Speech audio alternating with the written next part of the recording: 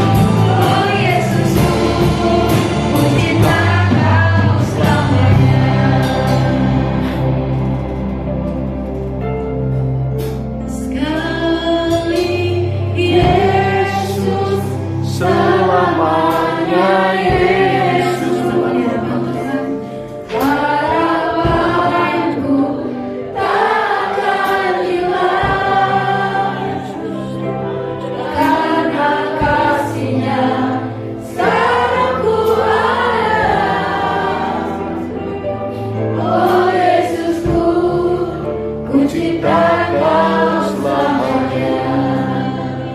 Sekali Yesus, selamanya Yesus. Harapanku takkan hilang, karena kasih-Nya sekarang ku ada.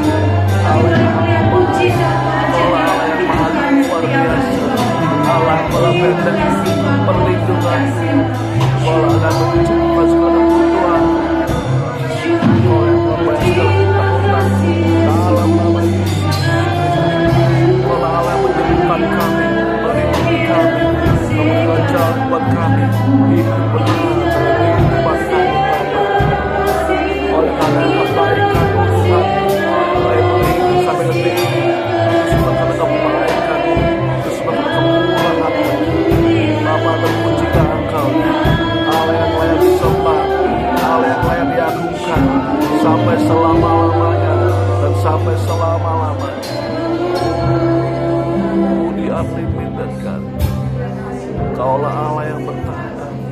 Engkaulah Allah yang tak terbatas. Setiap kami kekuatan Tuhan, kami boleh bertahan menghadapi setiap masalah persoalan dalam hidup kami Bapak. Engkaulah Allah yang tak terbatas Engkau Tuhan. Allah Immanuel, Allah yang selalu beserta dengan kami Tuhan. Haleluya Yesus. Haleluya Yesus. Syukur. Kau kuatkan Aku bertahan, kau harapan dalam kesesatan. Kau buktikan kesetiaanmu Tuhan.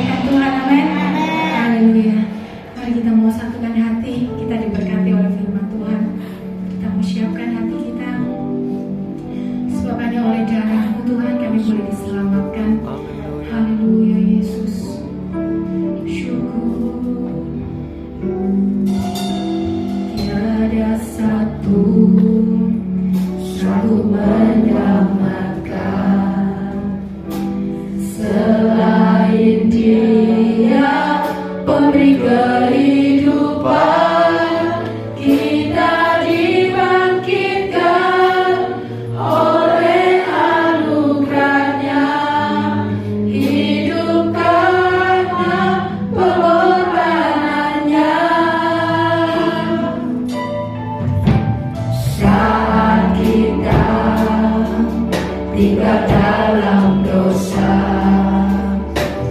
terbuang dari hadapan Allah. Yesus telah datang mati ganti kita, semua dilakukan karena kasih-Nya, hanya oleh darah domba.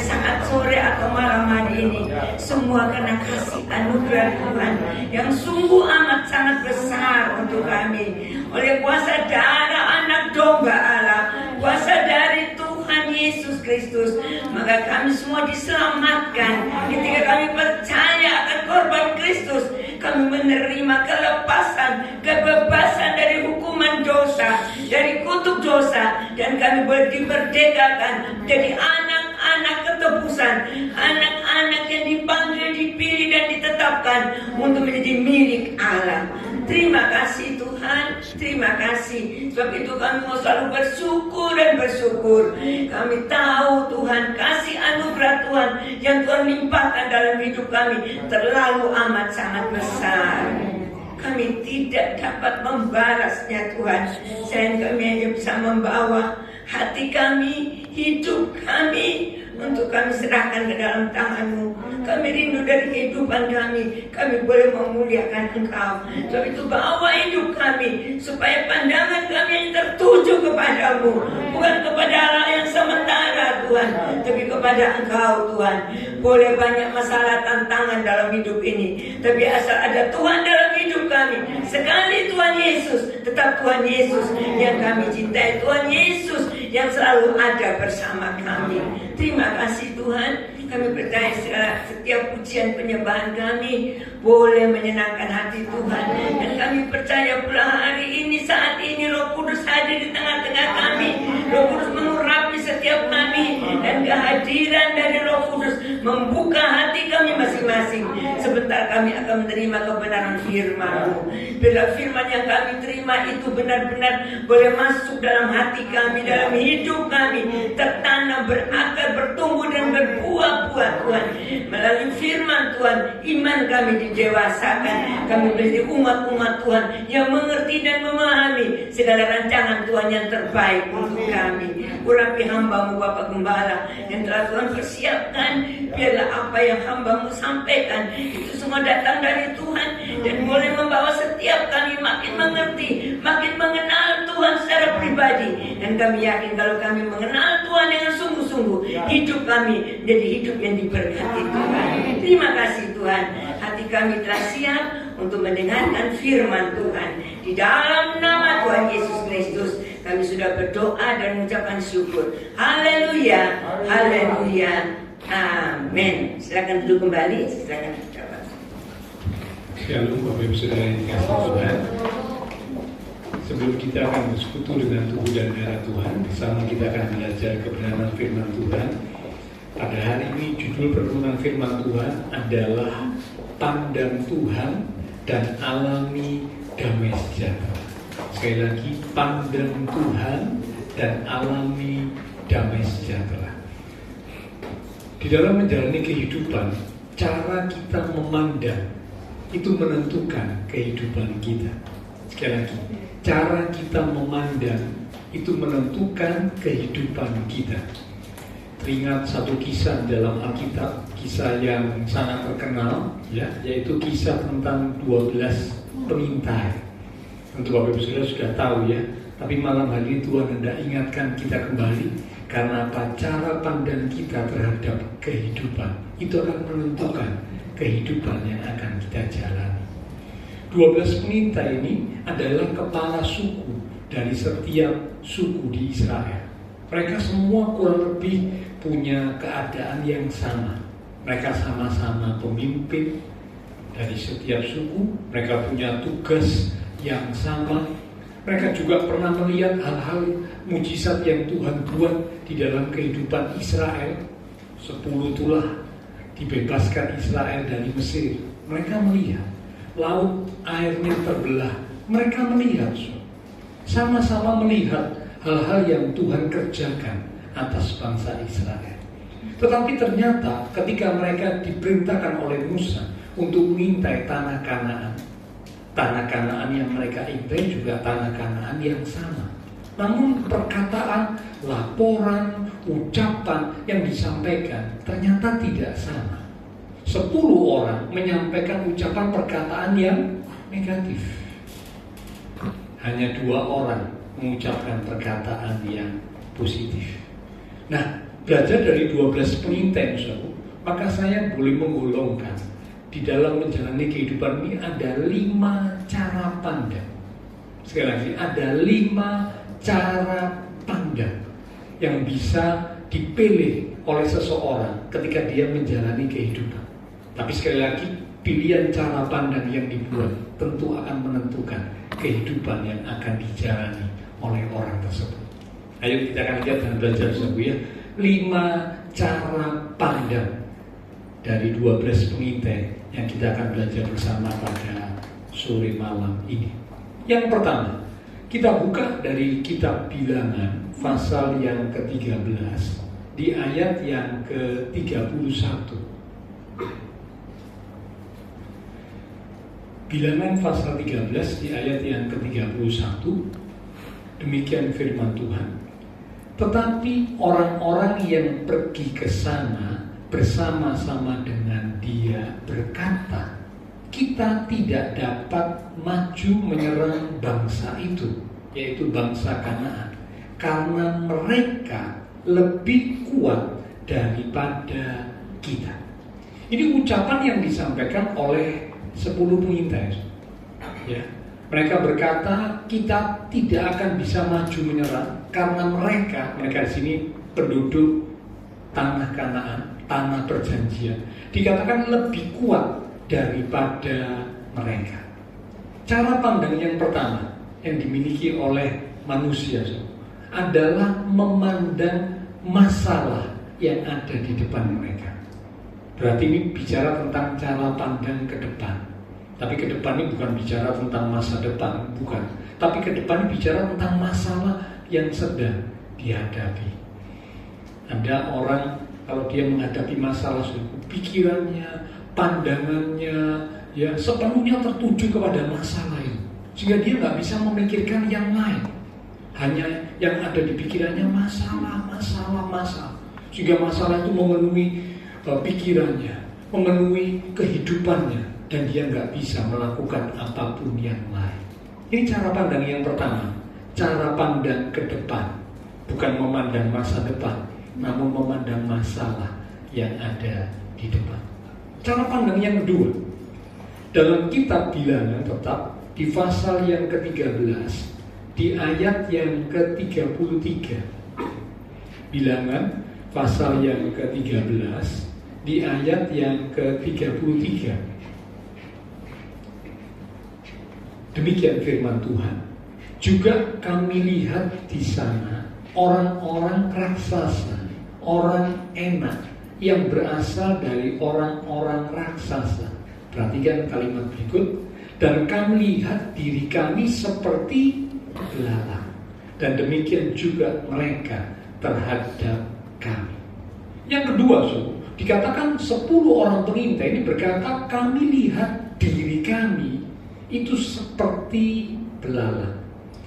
Cara pandang yang kedua yang dimiliki oleh manusia di dalam menjalani kehidupan adalah memandang diri sendiri, memandang ke dalam. Kalau yang pertama memandang ke depan, saat ada masalah, kesulitan, mereka melihat ke depan, bukan hari depan yang mereka tatap, tetapi masalah yang ada di depan mereka. Yang kedua adalah memandang diri sendiri, memandang ke dalam. Ya, dan mereka ketika memandang diri sendiri, kalau mau jujur, memang semua orang pasti akan menyadari dalam dirinya ini penuh dengan kelemahan, penuh dengan keterbatasan. Nah, ini 10 orang pengintai menyadari itu, tetapi mereka lupa di dalam diri mereka juga ada Tuhan, Tuhan yang dahsyat, Tuhan yang maha besar. Roh Tuhan yang ada dalam diri umatnya itu lebih besar daripada apapun juga yang ada di dunia ini. Ya, nah mereka lupa itu. Mereka hanya memandang diri mereka sendiri yang lemah, yang tidak berdaya, sehingga dikatakan digambarkan seperti belalang. Ya. Yang ketiga sekarang, cara pandang yang ketiga ada di Bilangan pasal 14 ayat 2 sampai dengan ayat yang keempat. Bilangan pasal 14 ayat yang kedua sampai dengan ayat yang keempat. Demikian firman Tuhan. Bersungut-sungutlah semua orang Israel kepada Musa dan Harun, dan segenap umat itu berkata kepada mereka.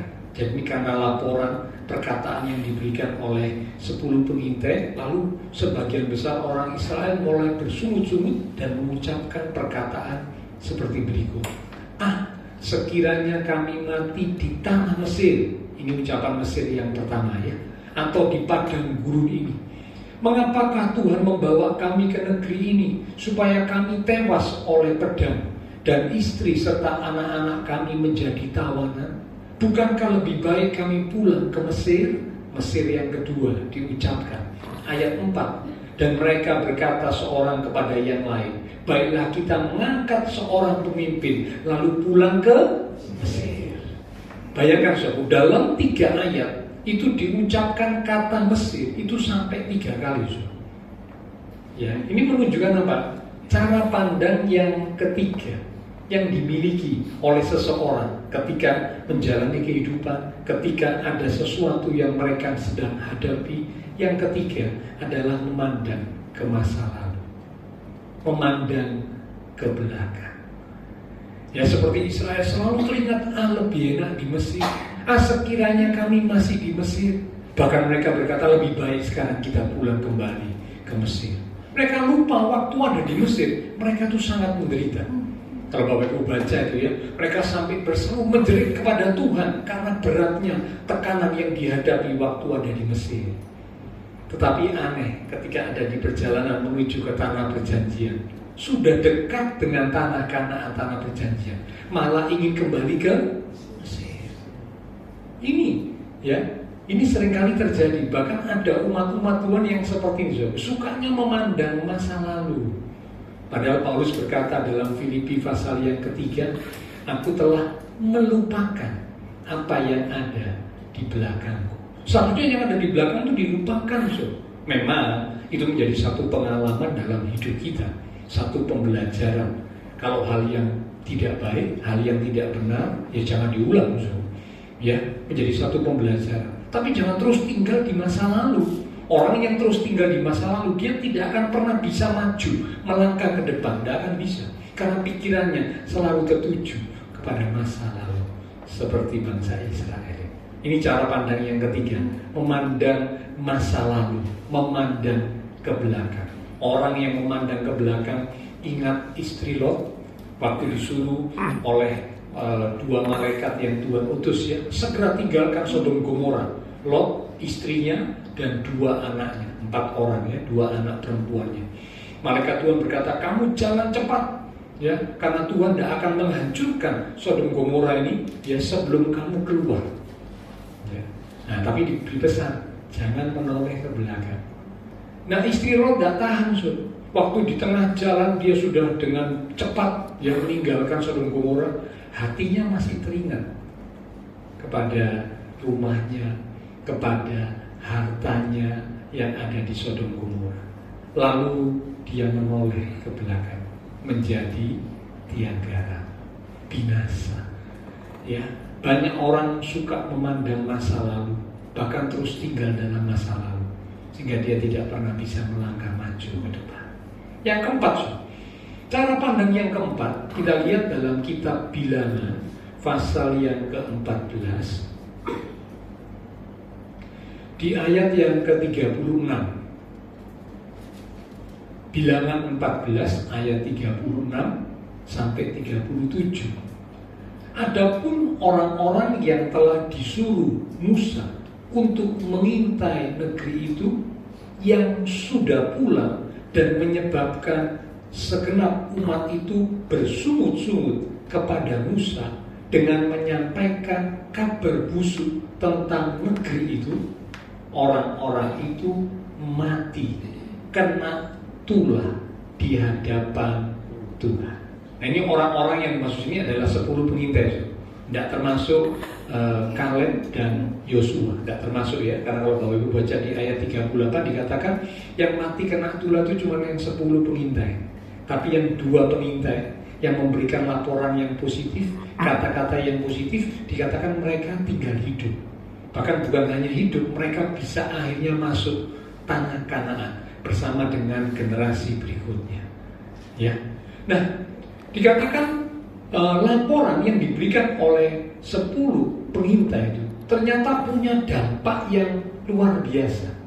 Nah, memang kalau kabar yang negatif, ucapan yang negatif itu seringkali lebih cepat memberi pengaruh daripada ucapan yang positif. Sekali lagi ya, ucapan yang negatif, ucapan yang buruk itu lebih cepat memberi pengaruh daripada ucapan yang positif. Masa Pak? Ada ayatnya. Ayo kita lihat ya. Di dalam 2 Timotius pasal yang kedua, di ayat yang ke-16 sampai dengan ayat yang ke-17. 2 Timotius pasal 2 ayat 16 sampai 17. Demikian firman Tuhan. Tetapi hindarilah omongan yang kosong dan yang tak suci, yang hanya menambah kefasikan. Sampai situ dulu, jangan ditutup ya. Nanti kita lanjut. Dikatakan hindari omongan yang kosong dan yang tak suci, yang hanya menambah kefasikan. Omongan kosong ini bicara omongan yang sia-sia, omongan yang negatif, yang tidak suci, membuat orang jadi tambah berdosa, jadi tambah salah. Itu maksudnya ya. Firman Tuhan berkata hindari. Ayat 17. Perkataan mereka menjalar seperti penyakit kanker. Jadi ternyata istilah kanker, ya, penyakit kanker itu dalam Alkitab Perjanjian Baru, di terjemahan baru itu sudah ada. Perkataan mereka, perkataan orang yang ngomong kosong, yang ngomong tidak suci, yang ngomong sia-sia, yang ngomong negatif, itu dikatakan menjalar seperti penyakit kanker. Nah, sudah tentu tahu ya penyakit kanker itu apa? Ya, banyak orang yang menderita bahkan akhirnya mati karena kanker. Ya, kankernya adalah penyakit yang awalnya mungkin nggak disadari, ya, karena mungkin pola hidup yang salah, pola makan yang salah, sehingga akhirnya kanker ini yang tadinya mungkin tidak bekerja, tidak aktif, itu mulai hidup, ya, mulai aktif. Nah, pola hidup, pola makannya terus dan diperbaiki, ya, tetap dalam pola hidup dan pola makan yang salah. Lama-lama kankernya semakin lebih ganas. Lama-lama bukan cuma ganas, menjalar, ya, sampai ke organ tubuh yang lain. Nah, kalau sudah seperti itu biasanya dokter cuma berkata apa? Kami angkat tangan, tidak bisa lakukan apa-apa sudah. Mau di kemo, mau diapakan sudah nggak bisa karena sudah menjalar ke bagian-bagian organ tubuh yang lain. Perkataan yang buruk, perkataan yang negatif, omong kosong, omongan yang sia-sia, yang tidak suci, itu dikatakan akan menjalar seperti penyakit kanker. Jadi Bapak Ibu Saudara, ternyata perkataan yang negatif itu lebih berpengaruh daripada perkataan yang positif. Mengapa? Karena hati manusia itu condong kepada yang jahat. Itu Alkitab berkata begitu ya, kitab Kejadian. Jadi waktu Israel mendengar ucapan, ada 2 kelompok, yang satu ngomong negatif 10 orang, yang kelompok satu ngomong positif 2 orang. Mereka lebih terpengaruh, mereka lebih mendengar kepada yang omongan negatif. Ya. Nah, ini bukti ya, bahwa memang perkataan yang negatif itu sangat berpengaruh dalam kehidupan manusia. Karena itu jeruk.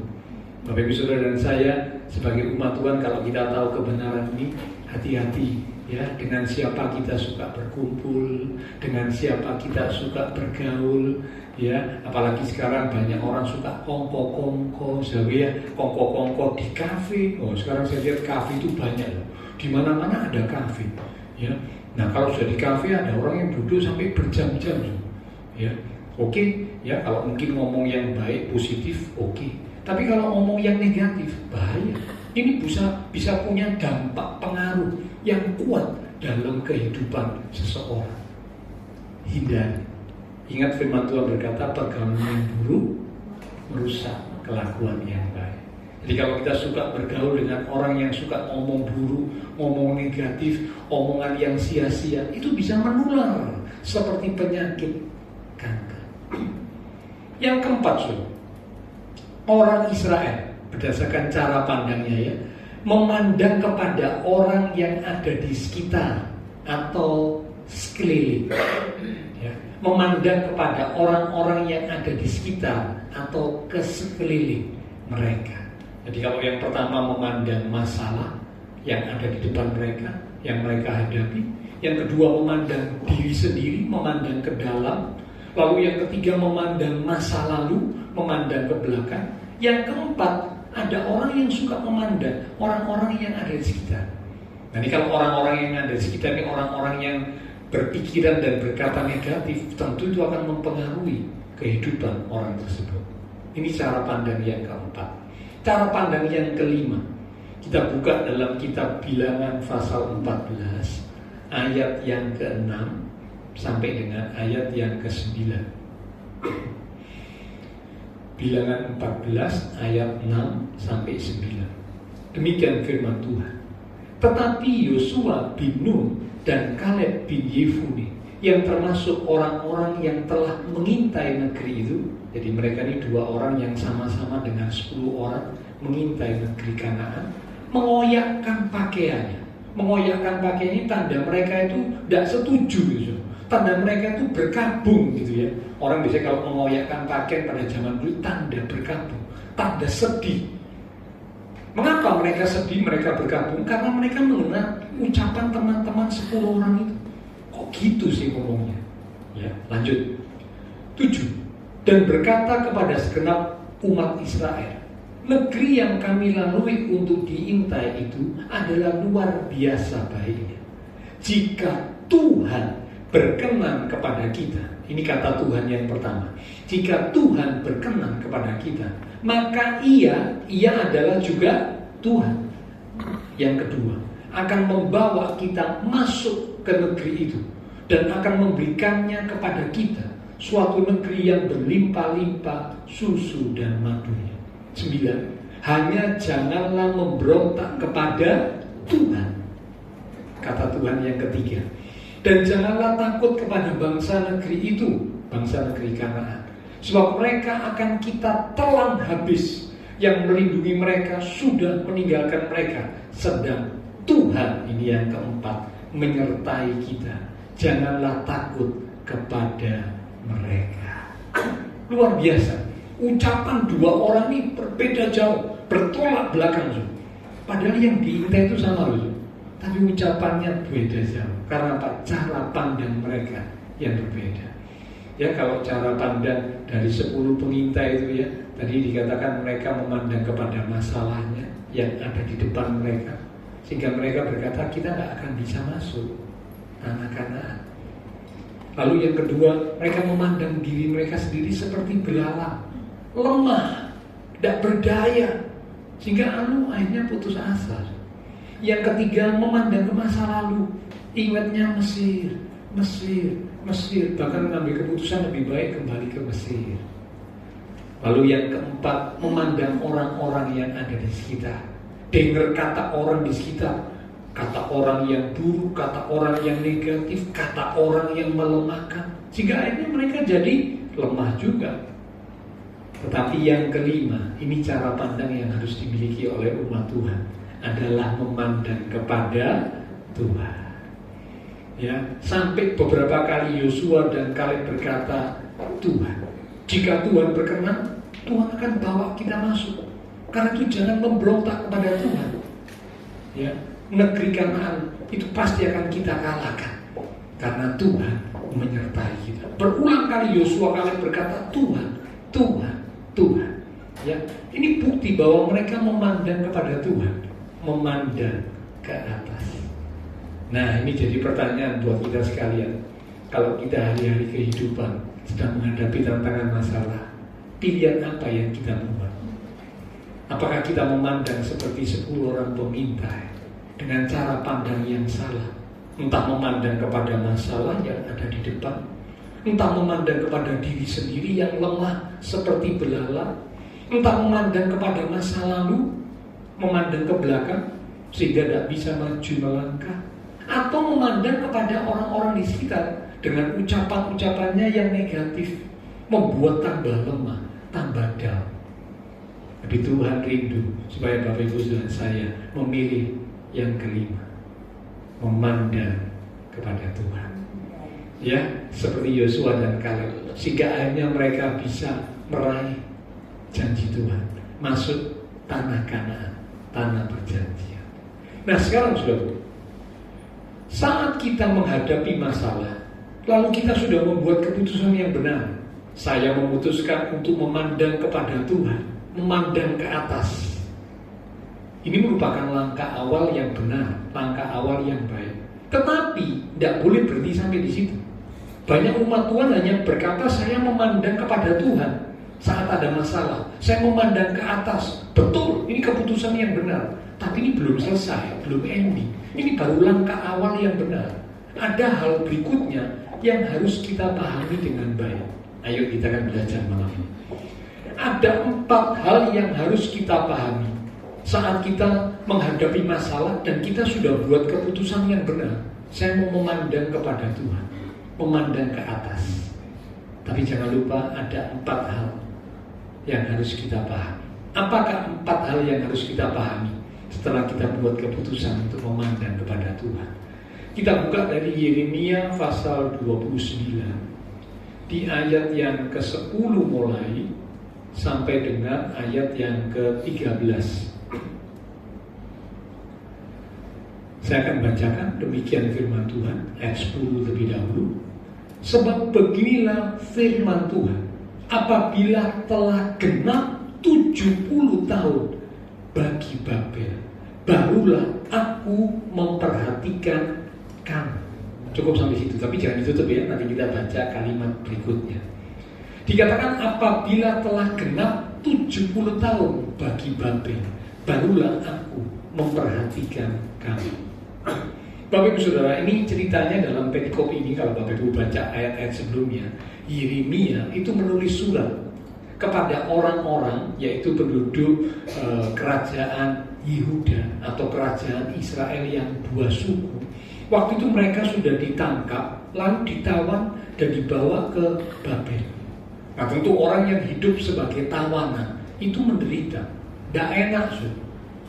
Nah dalam keadaan yang menderita, dalam keadaan yang sangat sulit, dalam keadaan yang sengsara, Yeremia menulis surat kepada mereka, kepada orang-orang yang sedang ada di pembuangan itu ya, di Babel. Ya, tentu kalau orang ada di pembuangan, orang sedang tertawan, itu keinginannya satu, kepingin apa? Merdeka. Ya waktu bangsa Indonesia dijajah, waktu itu Indonesia tidak berpikir macam-macam, ya, tidak berpikir tentang membangun Indonesia maju, membangun ekonomi yang baik, tidak ada. Dalam pikiran Indonesia, dalam pikiran orang-orang Indonesia waktu mereka dijajah, pikirannya cuma satu, kepingin apa? Merdeka. Ya, orang yang ditawan, orang yang dijajah pasti pikirannya cuma satu, ya, tidak sempat mikir mau bangun bangsanya, lu tidak sempat, lah wong ini lagi menderita, wong ini lagi susah, lagi sengsara, masa mikir tentang ekonomi, tentang membangun bangsa, ya, lu sudah tidak sempat, yang ada cuma pikirannya cuma satu, kapan kita bisa merdeka? Ya, karena itulah rakyat Indonesia bersatu padu, ya, untuk bisa menggapai kemerdekaan. Dan akhirnya puji Tuhan, ya 17 Agustus 45 Indonesia merdeka.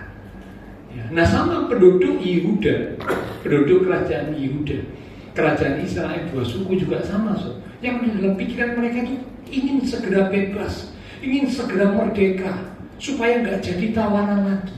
Itu yang ada dalam pikiran mereka. Ya, nah tetapi tulisan yang disampaikan oleh Yeremia, Nabi Yeremia kepada penduduk kerajaan Yehuda yang sedang ada di tawan, itu dikatakan apabila telah genap 70 tahun bagi Babel, barulah aku, guru besar Tuhan, memperhatikan kamu. Dengan kata lain, nanti Tuhan menolong mereka setelah 70 tahun. Wow, ya, ini nggak enak, ya. Karena apa? Orang ya kepinginnya segera, sesegera mungkin. Kalau bisa sekarang, masalahnya beres, sekarang merdeka. Itu kan kepinginnya pasti begitu, Tapi dikatakan apabila telah genap 70 tahun. Hal yang pertama, kalau Bapak Ibu Saudara, saya sudah membuat keputusan saya mau memandang kepada Tuhan, memandang ke atas. Saat saya menjalani kehidupan, saat ada masalah, saya memutuskan untuk memandang kepada Tuhan. Bagus, ini langkah awal yang tepat. Tapi ada hal yang pertama yang harus kita pahami.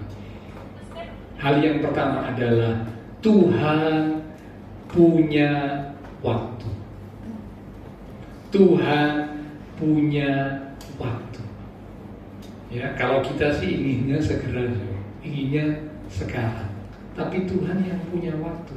Tuhan bilang nanti ada waktunya, telah genap 70 tahun bagi Babel. Ingat waktu Tuhan Yesus datang di perjamuan kawin di Kana, Ibu Maria berkata kan, itu sering saya jadi contoh, ya, mereka kehabisan anggur, padahal pesta masih berlangsung. Jawaban Tuhan Yesus apa? Ibu, waktuku belum tiba. Ya, waktunya belum tiba. Ya, kalau bisa sih Ibu Maria berharap Tuhan Yesus segera melakukan sesuatu, tapi Tuhan Yesus berkata waktuku belum tiba. Ingat juga waktu Lazarus sakit keras, ya, Marta dan Maria, saudara-saudara Lazarus kirim kabar kepada Tuhan Yesus. Ngomong kabarnya itu berkata, dia yang engkau kasih sedang sakit berat. Tapi Alkitab mencatat justru Tuhan Yesus sengaja menunda kedatangannya ke tempat Lazarus. Sampai akhirnya Lazarus mati. Maria dan Marta sempat berpikir seperti manusia pada umumnya, Tuhan, kenapa engkau datang terlambat? Jika engkau segera datang, saudaraku tidak akan mati. Tapi sekarang saudaraku sudah mati, terlambat. Nah, itu pikiran manusia kan begitu ya. Waktunya kalau bisa segera, secepat mungkin, sesegera mungkin, bila mana perlu sekarang. Itu kan kepinginnya manusia begitu. Sama, saya juga begitu. Kalau ada problem, ada masalah, ya inginnya begitu. Itu memang manusiawi ya. Semua orang kalau menghadapi sesuatu yang tidak enak, yang berat, yang membuat menderita, kepinginnya udah beres, cepat selesai. Ya, ada pertolongan, ada jalan keluar, kepinginnya begitu. Tapi ingat yang pertama, waktu itu Tuhan yang punya. Tuhan yang punya waktu. Ya, ini pemahaman yang pertama. Bapak Ibu Saudara harus paham betul bahwa Tuhan itu yang punya waktu. Yang kedua, lanjut tetap Yeremia 29 ayat yang ke-10. Sekarang bagian B. Aku akan menepati janjiku itu kepadamu dengan mengembalikan kamu ke tempat ini. Ke tempat ini maksudnya ke kerajaan Yehuda, ke Yerusalem. Ya, dikatakan aku akan menepati janjiku. Yang kedua, yang harus kita pahami, yang kedua adalah bukan cuma Tuhan punya waktu. Yang kedua, Tuhan itu punya janji. Tuhan itu punya janji. Nah, kalau Bapak Ibu Saudara dan saya sebagai umat-umat Tuhan, ya, tidak mengerti akan janji Tuhan, sangat disayangkan. Bagaimana kita tahu janji Tuhan? Ya, janji Tuhan ada di firman Tuhan, ada di perkataan Tuhan, ada di Alkitab. Nah, karena itu pemazmur berkata, berbahagialah orang yang kesukaannya ialah Taurat Tuhan, firman Tuhan, dan merenungkannya siang dan malam. Semakin kita suka firman, kita suka merenungkan firman, kita memenuhi hati dan pikiran kita dengan firman Tuhan yang berisi banyak janji Tuhan, semakin Bapak Ibu Saudara dan saya makin kuat di dalam Tuhan. Karena Tuhan itu Allah yang memberikan janji, dan janji Tuhan itu tidak pernah diingkari. Ya, beda dengan janji manusia. Kalau janji manusia itu seringkali diingkari. Tapi saya percaya jemaat GBI nggak ada yang seperti itu. Ya, karena kita pekotbah berkata lebih baik engkau tidak berjanji daripada engkau berjanji tetapi tidak menepati. Tepatilah janjimu, tepatilah nasarmu, hai orang-orang bodoh. Jadi orang yang tidak menepati janji itu di mata Tuhan itu adalah orang bodoh. Ini firman Tuhan yang ngomong, ya, bukan saya. Pengkhotbah itu berkata begitu. Ya, jadi Tuhan mau kita harus menepati janji. Nah, Tuhan itu Allah yang menepati janji. Bahkan dikatakan langit dan bumi akan lenyap, langit dan bumi akan hancur, langit dan bumi akan berlalu, tetapi janji Tuhan, perkataan Tuhan, firman Tuhan pasti digenapi, tidak mungkin diingkari. Luar biasa, pegang teguh janji Tuhan. Kalau janji manusia ya Bapak Ibu dengar ya, tapi jangan berekspektasi terlalu tinggi. Jadi sekarang saya belajar, kalau saya dengar orang janji sama saya tidak berekspektasi tinggi. Karena kalau saya berekspektasi itu apa ya? Tidak berharap, ya, tidak berharap terlalu tinggi, terlalu muluk. Saya berharap kalau dia janji pasti ditepati. Saya tidak berharap begitu juga. Jadi kalau dia janji ya saya cuma sekedar dengar, oh iya.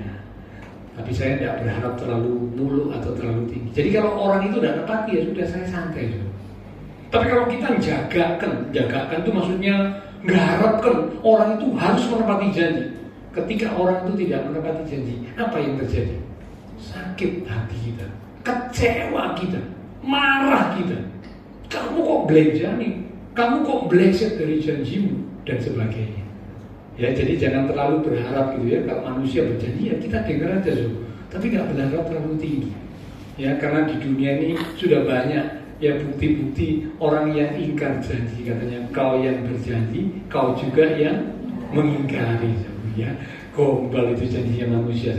Bahkan ada orang-orang yang sudah dilantik untuk posisi-posisi tertentu. Mereka mengucapkan janji dengan sumpah. Betul kan? Kalau Bapak Ibu lihat itu di pemerintah pakai sumpah di atas kitabnya mereka, kitab sucinya mereka atau kitab apanya mereka yang mereka percaya. Tapi ternyata juga masih apa? Mengingkari sumpahnya.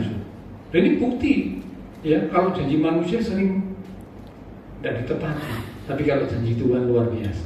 Nah, bicara tentang janji, saya kalau memberikan contoh kepada pemuda-pemudi yang konseling pranikah ya, karena gereja kita beberapa waktu ini banyak pernikahan ya. Hampir setiap minggu ini saya melayani pernikahan. Di hari Sabtu ya, bolak-balik saya melayani ya.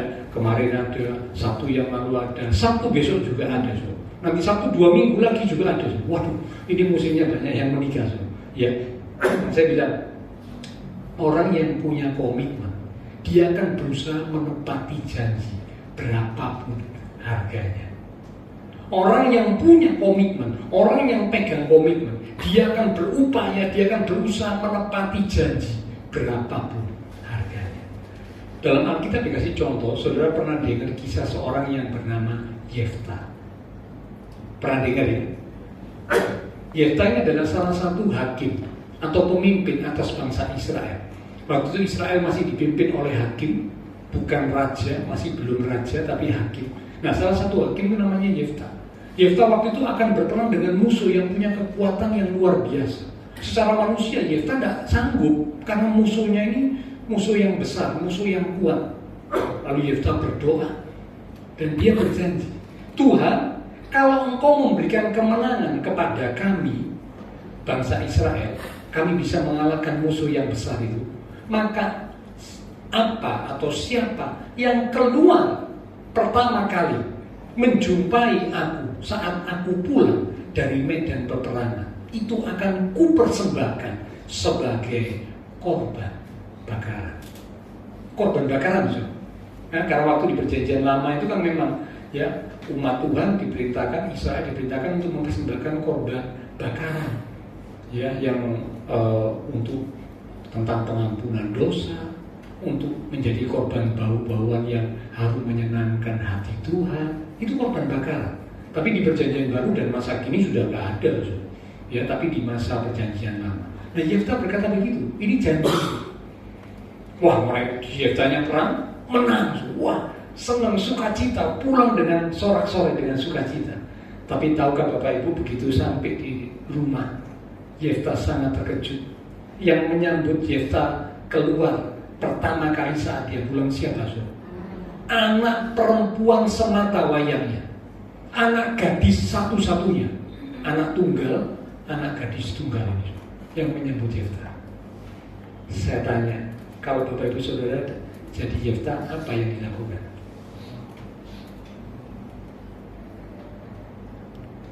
Persembahkan anak sebagai korban bakaran? Pasti biasanya begini. Ini saya juga kalau jujur saja, kalau saya ada di posisi Yefta, saya kan begini. Tuhan ampun, aku salah ngomong, aku salah berucap, kilaf, ampun Tuhan, ampun, tak ganti sing lain Tuhan. Betul apa tidak sih? Betul ya, apalagi ini anak satu so. Lah saudara yang punya anak lebih dari satu aja rela anaknya dipersembahkan sebagai korban bakaran. Tidak rela so. Ini cuma punya anak satu loh so. Tapi luar biasa. Yefta, Alkitab mencatat, menepati janji. Anak gadis tunggalnya dipersembahkan sebagai korban bakaran. Nanti baca sendiri kisahnya, wah luar biasa. Itu menjadi satu hal yang mengingatkan kita, jangan gampang janji. Kalau sudah janji harus ditepati. Firman Tuhan berkata lebih baik jangan berjanji daripada berjanji tetapi tidak menepati. Ya, oke, nah kita kembali dulu. Tuhan yang punya janji, janji Tuhan itu pasti digenapi. 11 sekarang. Ini yang ketiga ya. Apa yang harus kita pahami? Sebab aku ini mengetahui rancangan-rancangan apa yang ada padaku mengenai kamu. Demikianlah firman Tuhan, yaitu rancangan damai sejahtera dan bukan rancangan kecelakaan, untuk memberikan kepadamu hari depan yang penuh harapan. Ini ayat yang sudah sangat terkenal. Ya. Nah, waktu itu banyak umat Tuhan berpikir, orang-orang Yehuda ini, Tuhan ini apa merencanakan yang baik buat saya? Kalau Tuhan merencanakan yang baik, kenapa saya kok ada di pembuangan? Saya jadi orang yang tertawan, saya jadi orang yang tertindas, hidup saya menderita. Kenapa kok begini Tuhan? Ya, itulah sebabnya Tuhan berkata, aku ini mengetahui rancangan-rancangan yang ada padaku, kata Tuhan, mengenai kamu, umatku. Bukan rancangan kecelakaan, tetapi rancangan damai sejahtera, untuk memberikan hari depan yang penuh harapan.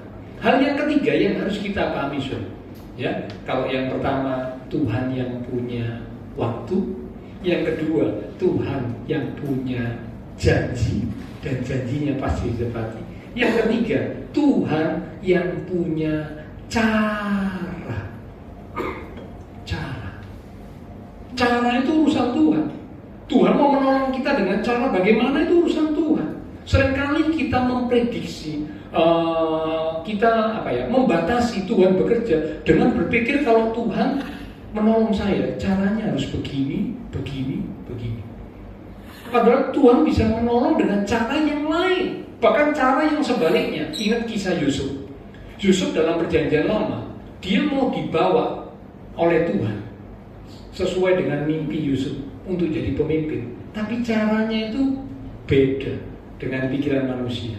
Kalau pikiran manusia mau dibawa jadi pemimpin, maka harus dapat promosi naik pangkat. Awalnya cuma pegawai biasa, promosi naik jadi staf. Lama-lama bekerja baik, promosi naik, ya jadi apalagi yang lebih tinggi. Ya.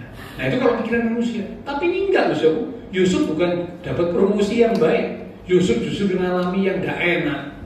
Dibuang ke sumur, dijual jadi budak, terakhir masuk penjara. Loh ini gak cocok dengan pikiran manusia, gak cocok. Kalau Yusuf waktu itu berpikir dengan pikiran manusia, dia kan berkata, loh mana Tuhan mau bekerja dalam hidupku untuk mewujudkan mimpi yang Tuhan beri kepadaku, lah hidupku tambah seperti ini. Tapi ingat yang ketiga, Tuhan yang punya cara. Kau selalu punya cara untuk menolongku. Tuhan selalu punya cara. Dan pikiran kita jangan pernah membatasi cara Tuhan bekerja dalam hidup kita. Karena Tuhan punya 1001 cara untuk menolong kita. Yang keempat, yang terakhir, ya, jadi yang pertama pahami Tuhan yang punya waktu. Yang kedua pahami Tuhan yang punya janji, dan janjinya pasti ditepati. Yang ketiga pahami Tuhan yang punya cara.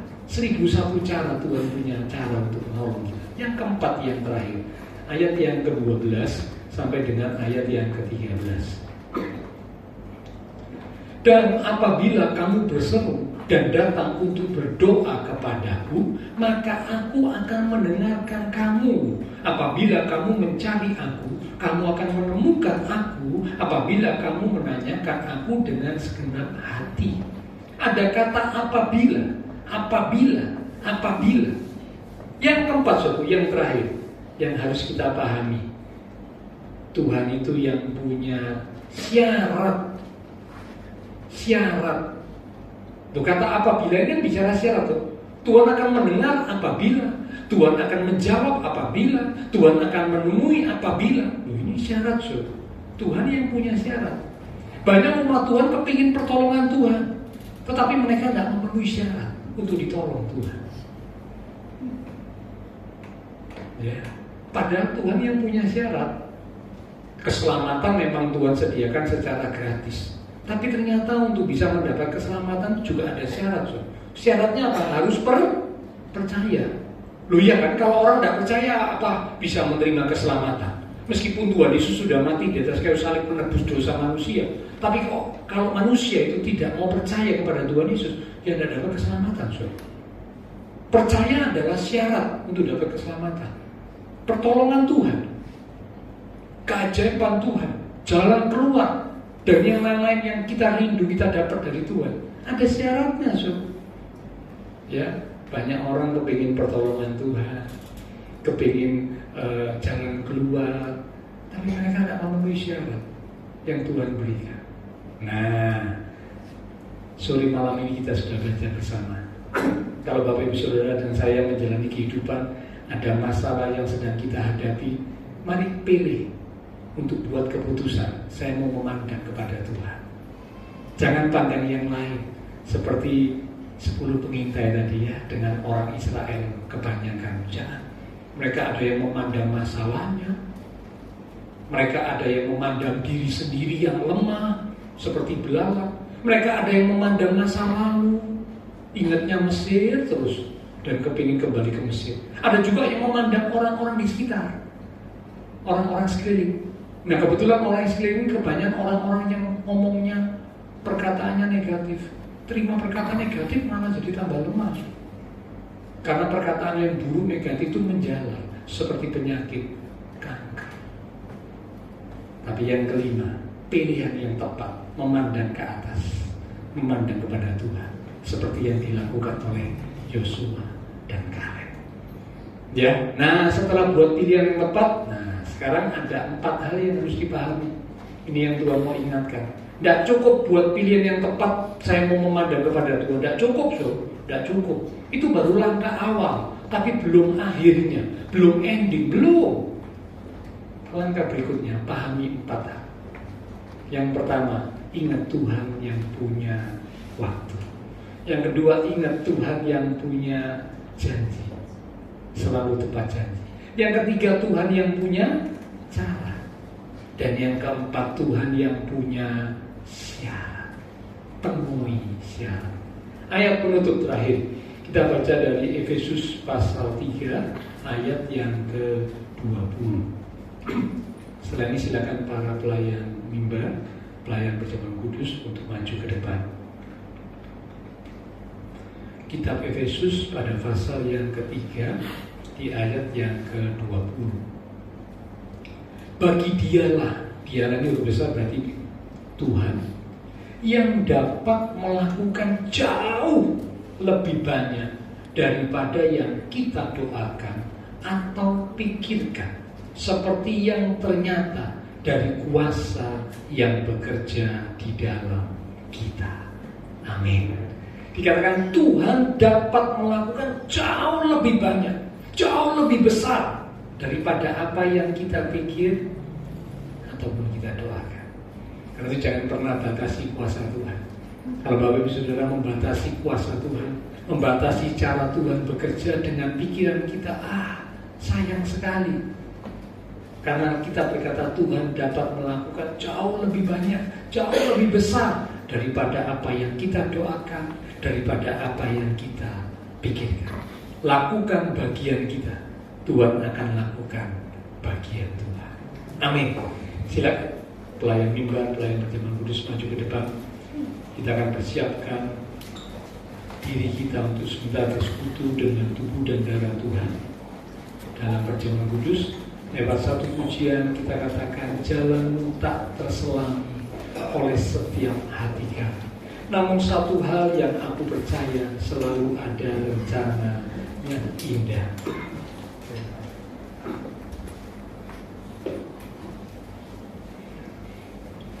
Penyertaan-Mu Tuhan adalah penyertaan yang sempurna. Rancangan-Mu Tuhan adalah rancangan yang penuh dengan damai sejahtera, walau di tengah badai.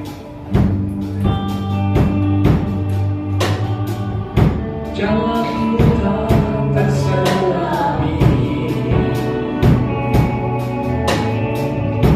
oleh setiap hati kami.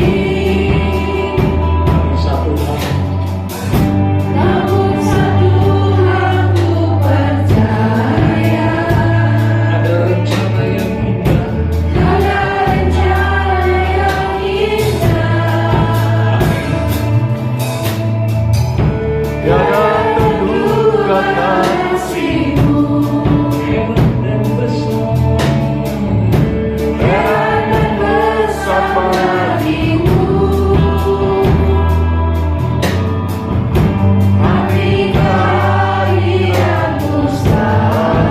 Jalan nyata di dalam hidupku, nyata di dalam hidupku.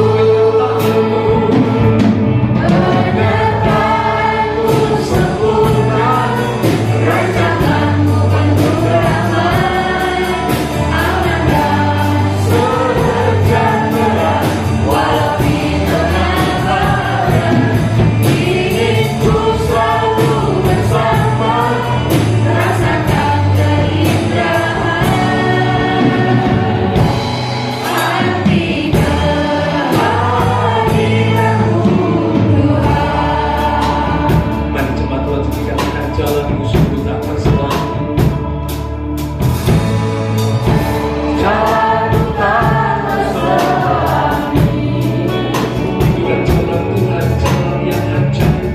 Oleh setiap hati kami, namun ada satu hal yang kami tetap percaya. Namun satu hal ku percaya, ada rencana yang indah, ada rencana yang indah. Terima kasih Tuhan. Tiada terduga kasih-Mu hebat dan besar, hebat dan besar bagiku. Hati kehadiran-Mu selalu nyata di dalam hidupku. Penyertaan-Mu sempurna, rancangan-Mu penuh damai, aman dan sejahtera, walau di tengah badai. Ingin ku selalu bersama, rasakan keindahan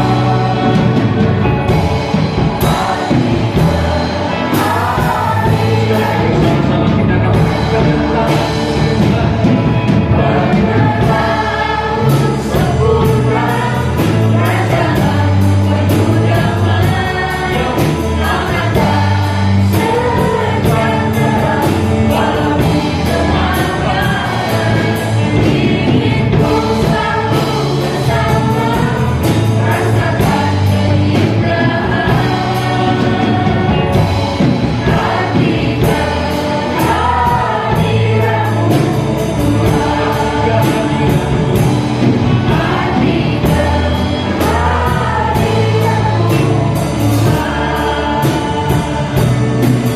Tuhan. Hati kehadiran-Mu Tuhan. Hati kehadiran-Mu Terima kasih Tuhan. Terima kasih. Malam ini kebenaran firman Tuhan telah kami terima bersama. Biarlah kami membuat keputusan yang benar. Saat ada masalah, tantangan, kesulitan, kami mau tetap belajar untuk memandang kepada Tuhan. Karena Engkau Allah yang Maha Kuasa, Engkau Allah yang Maha Kasih. Bahkan Engkau merencanakan hal-hal yang indah buat kami ya Tuhan. Dan ketika kami sudah membuat keputusan yang benar, memandang ke atas, memandang kepada Tuhan, 4 hal yang harus kami ingat supaya kami boleh mengalami damai sejahtera dari Tuhan. Yang pertama, Tuhan yang punya waktu. waktu Tuhan itu tepat, tidak pernah terlambat, namun juga tidak terlalu cepat. Yang kedua, Tuhan yang punya janji. Tuhan selalu menepati janji Tuhan. Yang ketiga, Tuhan yang punya cara. Dengan cara yang tak terpikirkan, Tuhan sanggup bekerja untuk membuka jalan bagi masalah kami yang sepertinya tidak ada pertolongan, tidak mungkin terselesaikan. Tapi bagi Tuhan tidak ada yang mustahil. Kau punya 1001 cara untuk menolong kami. Dan Tuhan yang punya syarat. Kami mau lakukan bagian kami, memenuhi syarat supaya Tuhan, Engkau akan bekerja, melakukan bagian-Mu. Terima kasih Tuhan. Hamba terbatas untuk berkata dan menjelaskan. Roh Kudus yang harus mengingatkan firman yang sudah kami terima, sehingga kami boleh memandang kepada Tuhan dan mengalami damai sejahtera. Sebentar kami akan bersekutu dengan tubuh dan darah Tuhan dalam perjamuan kudus. Tuhan, sebelum kami masuk dalam persekutuan dengan tubuh dan darah Tuhan, kami introspeksi diri kami. Jikalau ada dosa, kesalahan yang sudah kami lakukan, baik lewat tindakan kami, lewat perkataan kami, lewat pikiran kami yang tidak sesuai dengan apa yang Tuhan mau. Ampuni kami Tuhan. Dengan hati yang rendah kami mohon pengampunan-Mu ya Tuhan. Ampuni segala dosa kesalahan atas perbuatan kami, atas perkataan kami, atas pikiran kami Tuhan. Ampuni kami Tuhan. Dan kami percaya sesuai dengan firman-Mu, Engkau Allah yang setia dan adil. Jika kami mengakui segala dosa kami dan kami memohon pengampunan-Mu, maka Engkau berjanji untuk mengampuni kami dan menyucikan kami dari segala dosa, dari segala pelanggaran kami. Sehingga sebentar kami umat Tuhan dilayakkan, dikuduskan untuk bersekutu dengan tubuh dan darah Tuhan yang kudus. Engkau berkati roti dan anggur yang akan kami terima. Tuhan mengurapi setiap hamba-Mu yang akan melayani. Kami percaya malam hari ini melalui persekutuan dengan tubuh dan darah Tuhan, kami boleh dikuatkan, kami boleh diteguhkan, membawa kami semakin sungguh melekat kepada-Mu ya Tuhan. Dengan hati yang siap, kami akan menerima tubuh dan darah Tuhan yang kudus. Dalam nama Tuhan Yesus Kristus, kami sudah berdoa. Amin. Sementara tubuh dan darah Tuhan akan dibagikan, minta tolong Pak Mul. Nanti kalau Bapak Saudara yang sudah menerima tubuh dan darah Tuhan bisa langsung bangkit berdiri ya. Jangan lupa disiapkan ayatnya, itu hostinya dibuka, ayatnya dibaca, boleh jadi rema. Kita katakan lewat satu pujian, hanya Kau Tuhan di hidupku, Kau berikan hidup yang baru. Hanya Kau Tuhan di hidupku, Kau berikan hidup yang baru. Darah-Mu menyucikan, pulihkan hatiku, ku nyatakan Kaulah segala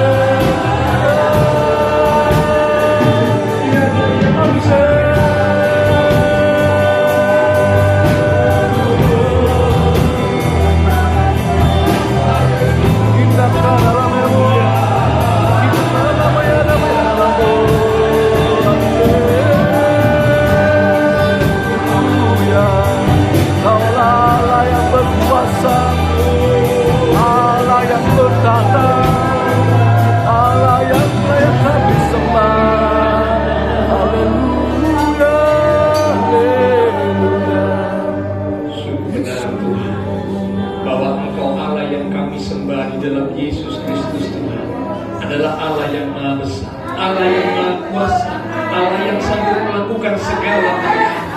Kalau kami mau sungguh meletakkan iman percaya kami hanya kepada-Mu Tuhan, dan kami yakin rancangan yang indah yang Tuhan telah siapkan buat kami itu pasti akan kami alami kalau kami sungguh-sungguh percaya, sungguh-sungguh berserah, sungguh-sungguh belajar hidup di dalam kebenaran dan kehendak Tuhan. Terima kasih Tuhan, terima kasih Tuhan.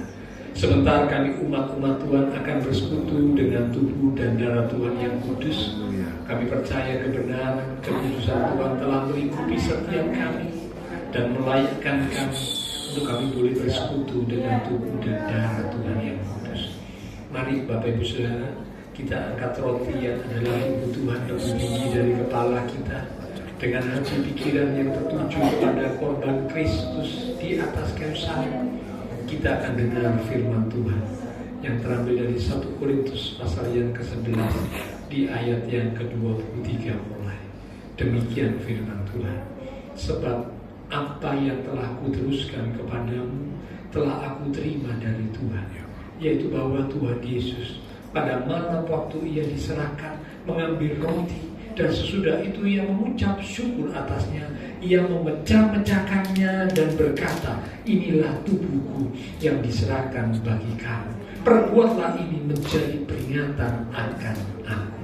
Saudara, roti yang telah dipecah-pecahkan dan sebentar kita akan makan bersama-sama. Bukankah ini adalah persekutuan dengan tubuh Kristus? Amin. Mari kita akan makan bersama-sama, katakan dengan iman. Dalam nama Tuhan Yesus. Haleluya.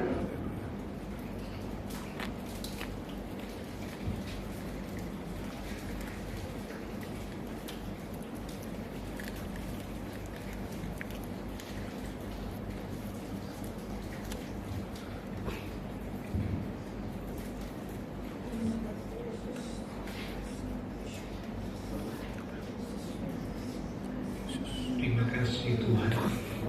Terima kasih untuk persekutuan dengan tubuh. Terima kasih Tuhan. Mari sekarang kita angkat cawan lebih tinggi dari kepala kita. Kembali kita akan dengar firman Tuhan. Demikian juga ia mengambil cawan sesudah makan, lalu berkata, cawan ini adalah perjanjian baru yang dimeteraikan oleh darahku, darah perjanjian yang ditumpahkan untuk pengampunan dosa. Perbuatlah ini setiap kali kamu meminumnya menjadi peringatan akan aku. Saudara, cawan yang telah kita mintakan berkat atasnya dan sebentar kita akan minum bersama-sama. Bukankah ini adalah persekutuan dengan darah Kristus? Mari kita akan minum bersama-sama, katakan dengan iman. Dalam nama Tuhan Yesus. Haleluya.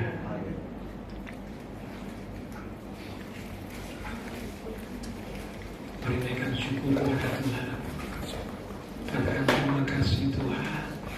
Terima kasih untuk persekutuan dengan tubuh dan darah. Syukur, terima kasih Tuhan. Haleluya. Haleluya.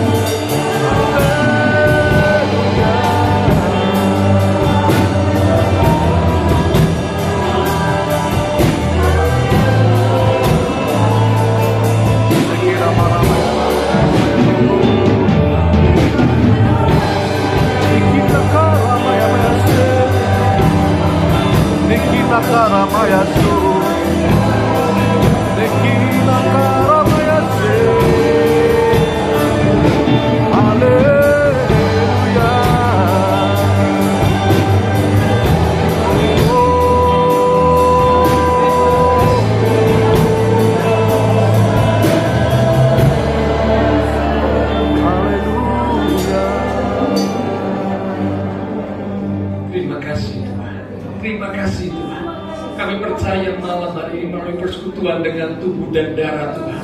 Maka kekuatan yang baru sudah mengalir dalam hidup kami. Kuasa-Mu sudah bekerja dalam hidup kami. Jika ada yang lemah, Tuhan sudah menguatkan, meneguhkan. Yang susah Tuhan menghiburkan, yang sakit Tuhan menyembuhkan. Bahkan Kau menyediakan pertolongan tepat pada waktunya buat setiap kami yang sungguh-sungguh percaya kepada. Hamba berdoa Kau memberkati setiap umat-umat-Mu ya Tuhan. Diberkati iman rohani, diberkati keluarga rumah tangga, diberkati usaha pekerjaan, diberkati studi sekolah, diberkati kesehatan kami, bahkan diberkati masa depan kami. Masa depan yang indah, penuh dengan pengharapan Tuhan sediakan buat kami. Terima kasih Tuhan. Kami berdoa semua yang sudah melayani persembahan yang dipersembahkan, apapun yang dilakukan setiap umat Tuhan karena mengasihi Tuhan, Allah sumber segala berkat akan memberkati kembali dan terus memakai hidup kami untuk kami boleh memuliakan Tuhan, berkarya bagi Tuhan untuk kemuliaan Tuhan. Memberkati bangsa negara kami Indonesia, pemimpin-pemimpin bangsa kami, kota kami Surabaya, demikian juga tetangga lingkungan sekitar gereja Tuhan. Memberkati setiap jemaat Tuhan yang berulang tahun sepanjang di bumi dengan pertambahan usia yang Tuhan beri, membawa kami semakin cinta Tuhan, semakin sungguh-sungguh di dalam Tuhan. Terima kasih Tuhan. Setelah selesai ibadah, kami akan berpisah satu dengan yang lain, kembali ke aktivitas kami, kembali ke keluarga rumah tangga kami. Biarlah segala berkat, anugerah, damai, sukacita yang melimpah dari Allah Bapa surgawi, kasih Tuhan Yesus Kristus, persekutuan dengan kuasa Roh Kudus akan terus memimpin menuntun dalam kehidupan setiap kita. Itu terus kita sekarang mulai malam ini sampai Maranatha Tuhan Yesus datang kembali. Di dalam nama Tuhan Yesus Kristus, semua yang percaya diberkati Tuhan. Mari bersama dengan iman kita berkata, Amin. Tuhan berkati kita sekarang sampai berjumpa di waktu yang akan datang.